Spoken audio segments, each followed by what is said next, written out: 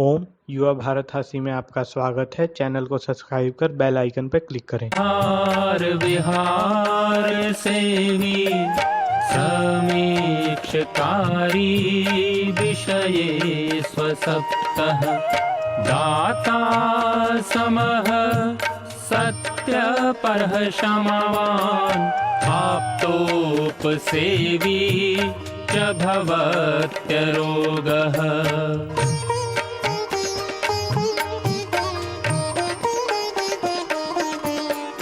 मतिर्वचः कर्म सुखानुबन्धी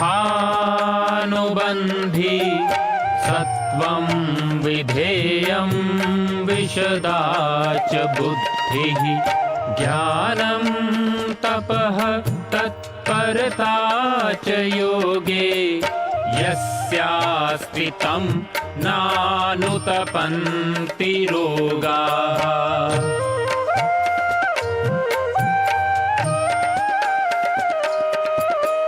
योगेन चित्तस्य पदेन वाचां मलं शरीरस्य च वैदिकेन योपाकरोतं प्रवरं मुनीनां पतञ्जलिं प्राञ्जलिरानतोऽस्मि पतञ्जलिं प्राञ्जलिरानतोऽस्मि पतञ्जलिं प्राञ्जलिरानतोऽस्मि।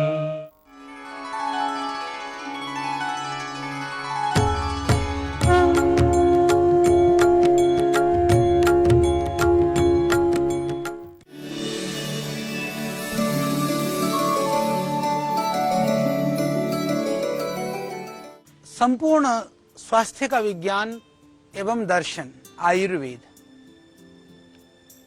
इस संदर्भ में आयुर्वेद की क्षमता को, विशेषताओं को, विज्ञान को लेकर के हम आपसे चर्चा कर रहे हैं और मुझे विश्वास है कि आपको बड़ा आनंद आ रहा होगा। और आज हम चर्चा करने वाले हैं विशेष कर करके हमारे जो 3 दोष हैं कि जो वात पित्त कफ जो दोष हैं, इसको हमने पहले जाना कि ये दोष ही नहीं, ये धातु भी हैं।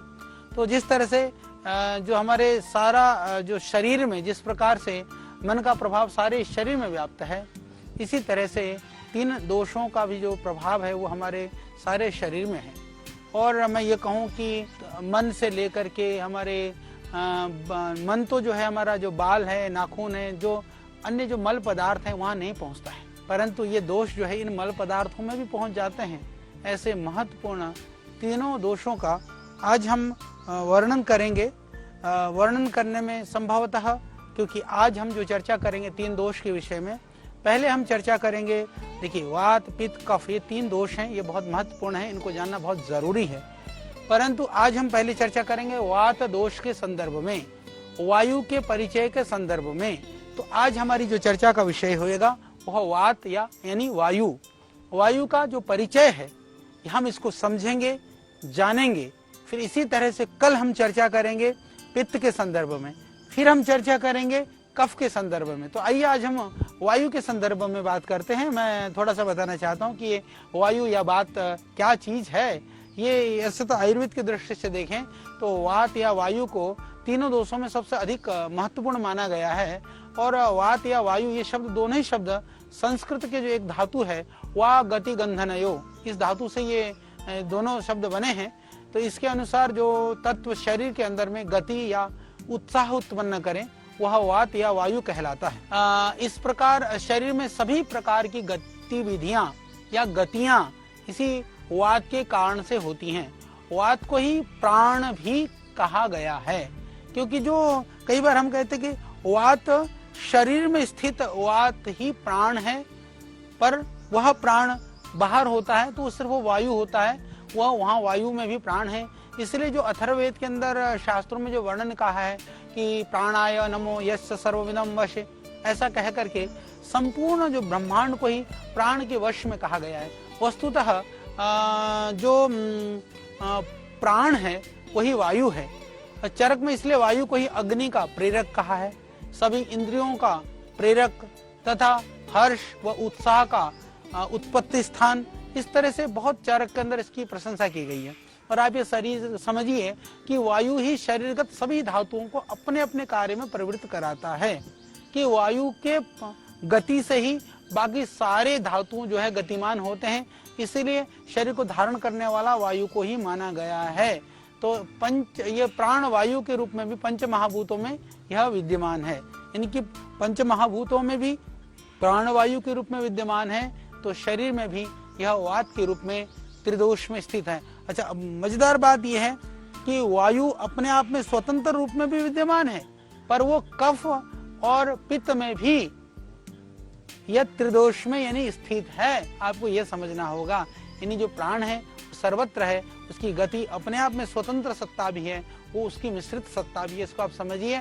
तो वही वायु श्वास प्रश्वास या ऊर्जा के रूप में देह को धारण करता है। जैसे हम श्वास लेते हैं, प्रश्वास लेते हैं, तो उससे यह देह का धारण होता है, और इसी का नाम हम, जैसे मैंने कहा कि प्राण वायु या वात है।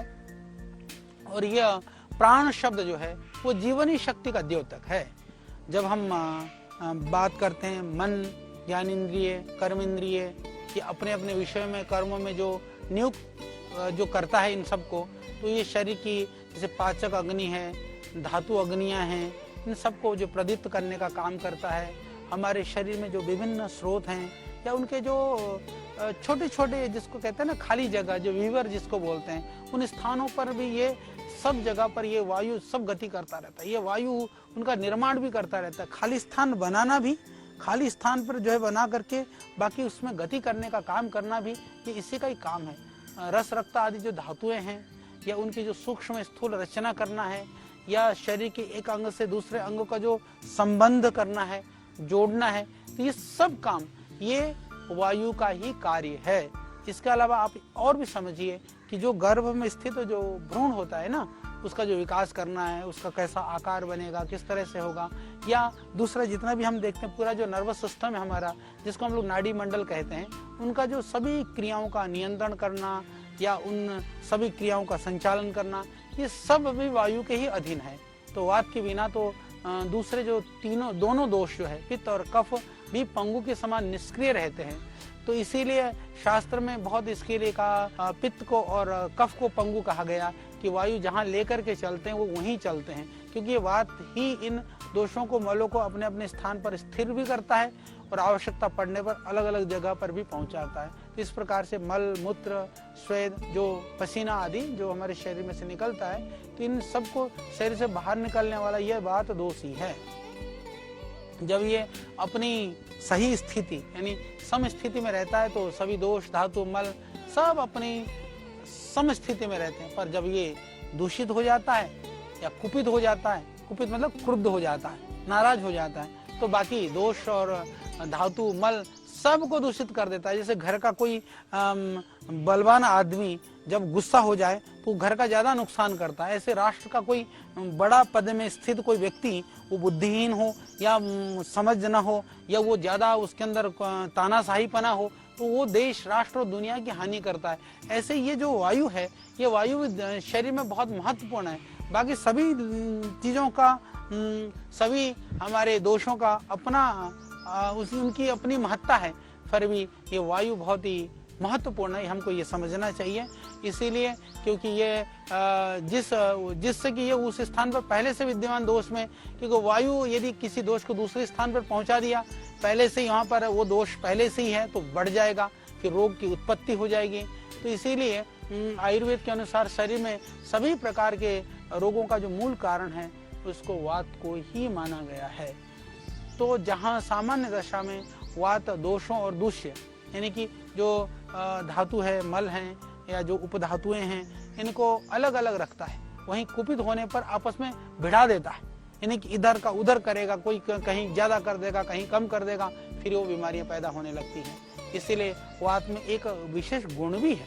ये क्या करता है कि ये योग वाहिता है, अर्थात दूसरे दोषों के संयोग से उनके गुणों को धारण करना, यानी कि दूसरे के दोषों को संयोग से उनके गुणों को बढ़ाने का काम भी यह इस तरह से, ये जैसे कि मान लो जब यह पित्त दोष के साथ मिलता है तो उसमें दाह पैदा करेगा, उष्णता पैदा करेगा, तो वो पित्त के दोषों को बढ़ा देगा। और ये कफ के साथ मिल जाएगा जा करके, तो क्या करेगा, शीतलता को बढ़ा देगा। क्लेदन, जिसको क्लेदन का मतलब होता है गीलापन को बढ़ा देगा। तो इस तरह के गुणों को बढ़ा देता है। और ये वायु, वात स्थान और कर्म के भेद से तो हम इसको वात को ही 5 प्रकार के जो पंच प्राण जो हम कहते हैं ना योग में प्राणों का बहुत महत्व है। तो वही प्राण ही यहाँ पर वात है। समझिए आप, प्राण, उदान, समान, व्यान और अपान, ये जो है ना, ये 5 जो पंच प्राण हैं, यही रोगों के उत्पत्ति के मुख्य कारण हैं। योग के द्वारा इन प्राणों की जो साधने की बात कही जाती है, आयुर्वेद में वायु को ठीक करने की बात की जाती है। इस तरह से सभी प्रकार के रोगों की उत्पत्ति में वात का योगदान होता ही होता है। परंतु केवल वात के प्रकोप से जो उत्पन्न होने वाले जो रोग हैं, नानात्मक जो रोग हैं, तो आयुर्वेद के अंदर मुख्य मुख्य रोगों की गणना 80 मानी गई है। तो अब हम इसको थोड़ा सा समझ लें। हमने इसको समझा कि प्राण और वायु, उसमें कोई फर्क नहीं है। और वायु की क्या महत्ता शरीर में है। वायु दोष है, पर वह धारण करने वाला है, इसलिए वो धातु भी है। और वह बाकी के दोषों को घटाने बढ़ाने का काम करता है, इसलिए वह योगवाही भी है। यानी पित्त के साथ मिलकर के पित्त के गुणों को बढ़ा देता है, कफ के साथ मिलकर के कफ के गुणों को बढ़ा देता है। तो वो तो लाभकारी भी है। परंतु जैसे मैंने आपको बताया, अब इसके जो स्वाभाविक गुण क्या है। स्वाभाविक गुण के अंदर कहा कि वात रुक्ष होता है, रुक्ष है, शीतल है, लघु है, सूक्ष्म है, चल है, विशद है। विशद का मतलब होता है इसमें चिपचिपाहट नहीं है, और खर है। तो इसीलिए कहा रुक्षः शीतो लघु सूक्ष्म चलो अथ विशद खरः। तो विपरीत गुणैर द्रव्यैर मारुतः संप्रशाम्यति। ये रुक्षता आदि जो वात के जो स्वाभाविक गुण हैं, जब वात सम अवस्था में होता है तो इन गुणों का हम अनुभव नहीं कर पाते, नहीं होता उस समय पर। परंतु आप देखेंगे कि जैसे उत्साह है, श्वास लेना है, छोड़ना है, ये सब जो इन सब कर्मों से पता चलता है कि वात वायु शरीर में काम कर रहा। हाँ, एक बात मैं और भी बता दूं कि यदि श्वास लेना और छोड़ना समाप्त हो जाए तो क्या वायु कार्य करना समाप्त कर देता है? नहीं, वायु का कार्य तो निरंतर चल रहा होता है, पर वो प्राण के रूप में जो काम कर रहा होता है वो कार्य खत्म हो जाता है। जब वात प्रकोपित होता है तब फिर क्या लक्षण दिखाई देने लगते हैं? शरीर में रुक्षता होने लगती है, शरीर में दर्द होने लगता है, शरीर में सूजन होने लगती है, शरीर में अकड़ाहट होने लगती है।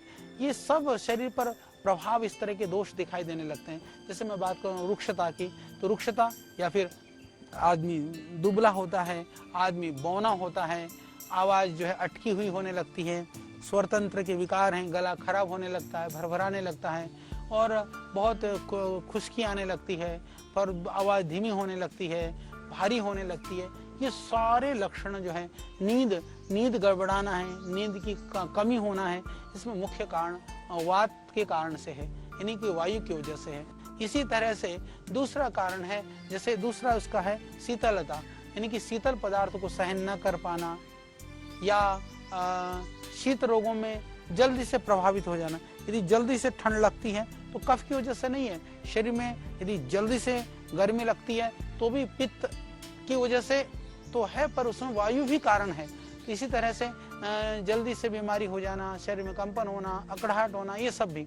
लघुता का अर्थ है कि शरीर में थोड़ा सा हल्कापन, चाल में गति, भोजन ग्रहण और वेग, जो स्पीड में जो लड़खड़ाहट है। फिर इसी तरह से जिसको हम चंचलता कहते हैं, संधियों में गति, आंखों में, भौं में, ठोड़ी में, जोड़ों में, ओठों में, जितने भी जो हमारे शरीर हैं, कंधों में, टांगों में, इसमें सब में अस्थिरता, ये जैसे पार्किंसन है, कंपन हो रहा, लड़खड़ाहट है, ये हलन है, ये सारी स्थितियाँ। इसी तरह से विशदता जिसको बोलते हैं ना हम लोग, जो उसमें अचिपचिपाहट होना, फैलाने व मोड़ने पर संधियों में कटकट होना। आपने देखा ना, कई बार शरीर कटकट करते हैं, यानी कि चिपचिपाहट की जो हमारे अंदर जो अंदर इसके अंदर जो लचीलापन होता है, जो फ्लूइड होता है, वो खत्म हो जाता है। तो ये अड़कटाहट कट कट के आवाज़ वगैरह आनी शुरू हो जाती है। आपने देखा होगा जो स्किन फटने शुरू हो जाती है कई जगह पर, ये सब भी इसकी वजह से है। तो ये जो खरत्व है, खुरखुरापन भी आप देखेंगे, खुरदुरापन हालांकि पित्त से भी होता है पर ये वायु से भी हो जाता है। जैसे सिर के बालों में, चेहरों में कहीं पर भी आप देखेंगे कि ये रूखापन है, खुरदुरापन है, ड्राई स्किन है, तो ये भी वायु के कारण से है। इसी तरह से जिसको कहते हैं ना बहुलता, बहुलता का अर्थ है कि जो आधिक्य है। जैसे आधिक्य होना क्या है कि जो जल्दी जल्दी काम करना, जल्दी जल्दी बोलना, भागम भाग, ये वो जो अस्थिरता है, चंचलता है, ये सारों का कारण ये कहीं ना कहीं ये जो शिराएं उभरना, ये नसें उभरना, ये होना, ये सब भी वायु के कारण से है।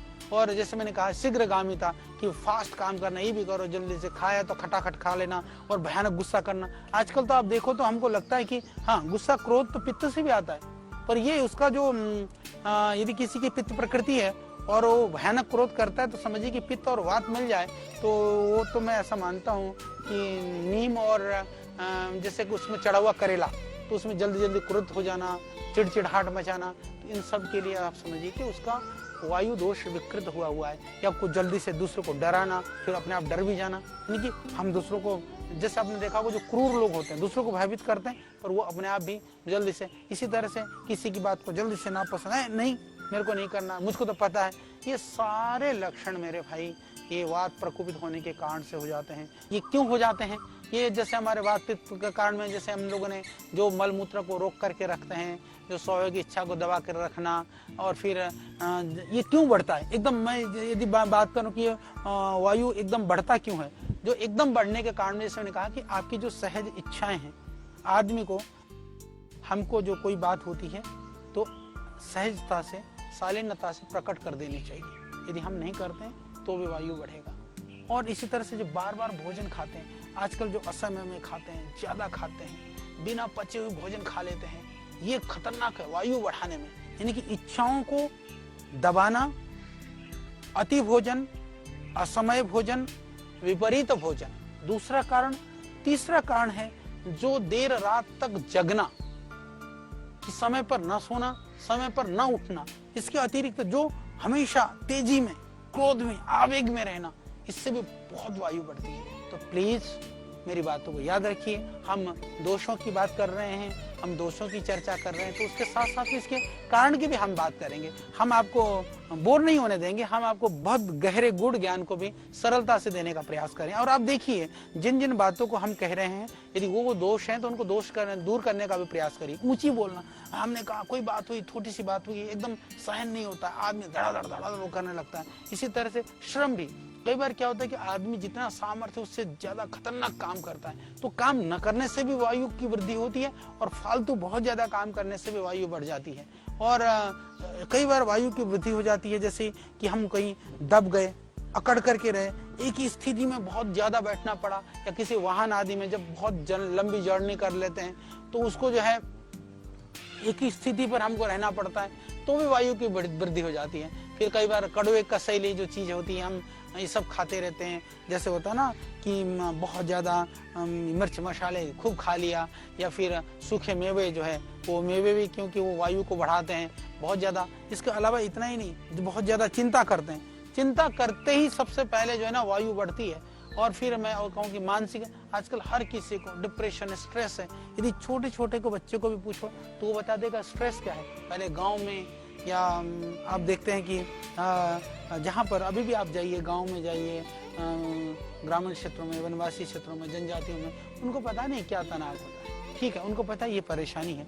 परेशानी, प्रतिकूलताएं अलग है, तनाव अलग है। हमेशा ध्यान रखिए कि हर प्रतिकूलता में, हर परेशानी में तनाव नहीं होता।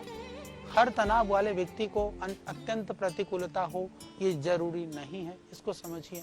इसलिए मानसिक परेशानी में रहना और अधिक जैसे बहुत ज़्यादा, जैसे जो सेक्सुअल डिजायर्स, बहुत ज़्यादा स्त्री संभोग करना, इस तरह के विचारों को लाना, मन में बुरे बुरे ख्याल आना, और ये इसके लिए फिर ये बुरे ख्याल को कैसे दूर करें। इसीलिए आप इस बात को मैं यहाँ जोड़ना चाहता हूँ। हम जब योग की बात करते हैं, प्राणायाम की बात करते हैं, तो श्रद्धेय स्वामी जी भी क्या कहते हैं कि आप प्राणायाम करने से आपका मन शांत होता है, मन शांत होगा तो हमारे जो विकार वो भी शांत हो जाएंगे। तो यदि वो मन शांत किससे होता है? प्राण की जो गति है वो रुक जाने से। प्राण की गति समत्तम योग उच्यते, यानी वहाँ समत्तम का अर्थ क्या है? वहाँ हमारी मानसिक स्थिति बिल्कुल सम हो जाती है। तो यहाँ आयुर्वेद में भी यही बात है कि आपका वात बैलेंस होगा तो ये जो डिजायर्स हैं, जो इच्छाएं हैं, जो विकार हैं, उन सब का समन हो जाएगा। और उपवास के लिए भी कहा कि हमको ज्यादा उपवास नहीं करना, अधिक मात्रा में खाना नहीं खाना, दोनों ही करना, यानी बैलेंस चाहिए। आप जीवन को जो है ना, न तो अति सर्वत्र वर्जित, कुछ भी अति नहीं चाहिए। तो इनका आप ध्यान रखिए। बहुत ठंडा नहीं खाना, बहुत गर्म भी नहीं खाना। इन सब से क्या होता है, शरीर में जो है वात दोष प्रकोपित हो जाता है। वर्षा ऋतु और विशेष करके बुढ़ापे में तो इनके बिना भी वात प्रकोपित होता रहता है कई बार। तो इसलिए हमको ध्यान रखना है कि जिसकी प्रकृति ही वात प्रकृति की है तो अल्प कारण से वात प्रकोपित हो जाता है। तो इसीलिए प्रकोपित वात की जो लक्षण की लिए है, तो ये जैसे मैंने गिनाए कि वात कैसे कैसे प्रकोपित हो जाता है। तो प्रकोपित होने के साथ साथ में हम इसको कैसे रोक सकते हैं, हमको किस तरह के कार्य करने चाहिए, किस तरह की सावधानी रखनी चाहिए। तो जब शरीर में वात प्रकोपित हो तब उसमें जो है, जैसे मैंने बताया कि उसमें शरीर में शुष्कता आ जाती है, रूखापन आ जाता है, अंगों में शरीर में अकड़ाहट आ जाती है, चुभन जैसा होने लगता है और दर्द होने लगता है, जोड़ों में परेशानी महसूस होने लगती है। तो ये सारे लक्षण जो है, ढीलापन, जोड़ों में ढीलापन भी आ जाता है, जो हड्डियां भी सरकनी शुरू हो जाती हैं, टूटना शुरू हो जाती हैं, अकड़ाहट बढ़ जाती है शरीर में, एकदम आदमी लचीलापन सब खत्म हो जाता है। तो ये कंपन शुरू हो जाता है। ये सारे लक्षण जितने भी गिना रहा हूँ ये वात दोष के हैं। तो उपाय हैं, जैसे मैंने कहा, आप उचित योगासन करिए, प्राणायाम करिए, उचित आहार करिए, अपने विचारों को ठीक रखिए। तो इसी तरह से जैसे कमजोरी होना, कब्ज होना, नाखून, दांत, त्वचा, इसका सब काला फीका पड़ना, मुंह का स्वाद बिगड़ना, कसैला होना, ये सारे लक्षण भी ये सब वायु की वजह से ही होते हैं। तो इसीलिए वात का जो मूल जो स्थान है, वैसे तो देखा जाए हमारा जो आंत है, पक्वाशय है, वो इसका मूल स्थान है। और क्योंकि जो वायु का प्रकोप का संबंध हमारे अन्न से, जब अन्न का भाग जब पक्वाशय में पहुंचता है तो वात फिर उत्पन्न होने लगती है। तो जो दूषित या प्रकोपित वात होकर के क्या करता है कि वो सीधा सा आयुर्वेद में लिख रखा है, जिन कारणों से वात का प्रकोप होता है उन कारणों को दूर करने और वात के विरोधी खान पान, औषधियों और साधनों का प्रयोग करने से वात शांत हो जाता है, ऐसा आयुर्वेद में लिखा है। तो इसके अतिरिक्त वात के जो अपने गुण कर्म हैं उनसे विपरीत उल्टी चिकित्सा करनी चाहिए। वात को सभी दोषों में प्रधान माना गया है। पित्त और कफ में भी वायु की गति प्रदान करता है। इसीलिए ध्यान रखिए कि वायु दोष को साम्य अवस्था में रखने के लिए विशेष ध्यान देना चाहिए। इसकी दृष्टि से कुछ प्रयोग हैं जो हमको करना जरूरी है, जैसे मैं आपको बता देता हूँ। पहला कार्य हमको करना चाहिए स्नेहन, यानी कि स्निग्ध पदार्थ जो है, घी, तेल, वसा, मज्जा, ये जो सेवन है ये वायु को नहीं बढ़ाते हैं। स्निग्धता आती है, जैसे गर्म जल से नहाना है या मालिश आदि करना है या एनिमा आदि देना है या कहीं पर भी सिकाई वगैरह करना है या जैसे टब आदि में बैठना है, जिसको अवगाहन हम लोग कहते हैं। गर्म पदार्थों का प्रयोग करके जैसे पसीना लाना है जैसे, और मृदु विरेचन, थोड़ा सा दस्त आदि के पेट साफ करने वाली चीज़ों को लेना है, तो जिसमें थोड़ा सा नमक, नींबू वगैरह डाल के पानी पी करके भी हम उसको मल बाहर निकल जाए, ये उपाय कर सकते हैं। रोग वाले अंगों पर हमें पोटली बना करके, जैसे सेंधा नमक है या उसमें सौंठ है या रेत है, उसको मिला करके हम उसको गर्म कर करके सिकाई कर सकते हैं। नस्से में जैसे षडबिंदु तेल आदि तो कफज रोगों में काम करता है, तो हम अणु तेल आदि को डालना, सरसों का तेल डाल करके ऊपर खींचना, फिर मालिश वगैरह करना या हाथों को मालिश वगैरह के साथ में दबाना, ये सब उपाय हैं। फिर वातहर औषधियों की जैसे मालिश, तेलों की मालिश के साथ साथ में इस तरह के काढ़ों का सेवन करना। अलग अलग रोगों के हिसाब से हम अनेक रोगों को अनेक औषधियों के विषय में भी हम आपको बताएंगे।